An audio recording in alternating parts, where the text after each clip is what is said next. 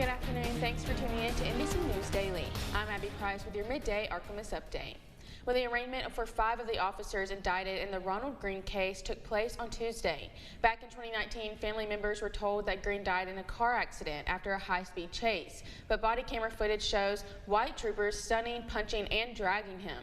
NBC 10's Mackenzie Jonikin reports on the arraignment. In 2019, Ronald Green died in the custody of Louisiana State Police. Today, on April the 11th, 5 of those officers involved pleaded not guilty to all charges. They all pled not guilty, but we know that they are guilty. We know that they are guilty. We also know that this is a historic day. This is the first time that police in the state of Louisiana have been indicted for the killing of anyone. Family, friends, and supporters gathered in front of the courthouse displaying their emotions through their words. In spite of the fact that he was killed May 10, 2019, he's made his presence known. He's made his presence known. Unless it happened to your families, you would have no idea. All behind me, we have gone through it.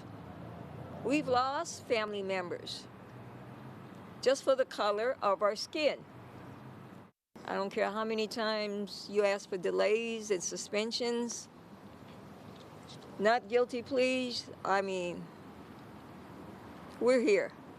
Bring it on. We're here. What I saw in there, you're mocking and you're laughing at us. You have strengthened us. You don't know. We have unending resilience.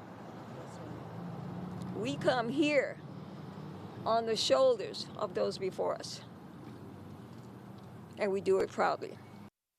Well, in Arkansas news, an El Dorado man is being accused of driving a vehicle into the El Dorado Police Department to commit suicide by law enforcement.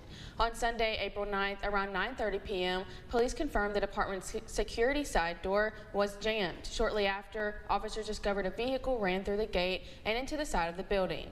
Officers made contact with 33-year-old Shirako Carter and located a steak knife in Carter's belt loop. Carter alleged he planned to enter EPD headquarters and harm officials. Carter is charged with aggravated assault, terroristic act, commercial burglary, and first-degree criminal mischief. Well, Governor Sanders still hasn't signed the prison bill that passed near the end of the legislative session. It is still on her desk, and she's likely to sign it soon. The bill would order the construction of another prison in the state with 3,000 beds. A Central Arkansas sheriff hopes it will free up space in overcrowded county jails. The bill requires violent offenders to serve a longer portion of their sentence and not be released on parole too soon.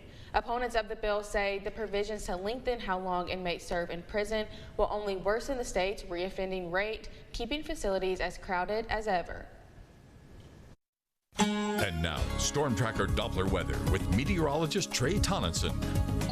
We'll start the day with sunshine yet again across the area. Also similar to yesterday are both temperature highs and the amount of sunshine we'll see throughout the mid and late day as well.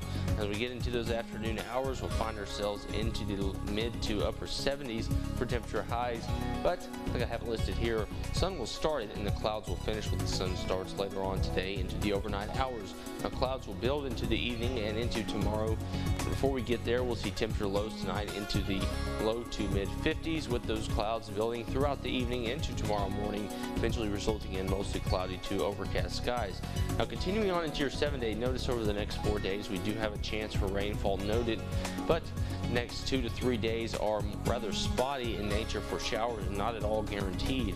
But our next big chance for rainfall comes in on Saturday with a weak front, and with it being that weak front, our overall chances for widespread rainfall also not that guaranteed into your Saturday, but notably it'll drop those temperatures just a bit into Sunday, but not a huge cool down, more of a slight cool down at that. But on into next week, we quickly warm back up into the 80s, finding ourselves with widespread sunshine on Monday before clouds start building back on Tuesday and temperatures warm just a tad bit into the early to mid portion of next week. But like I mentioned, have some sunshine today, but our chances for rainfall this week not nearly as widespread or guaranteed as the Well, that's it for your midday update. We hope you enjoyed the sunny weather. Have a great day. NBC News Daily continues.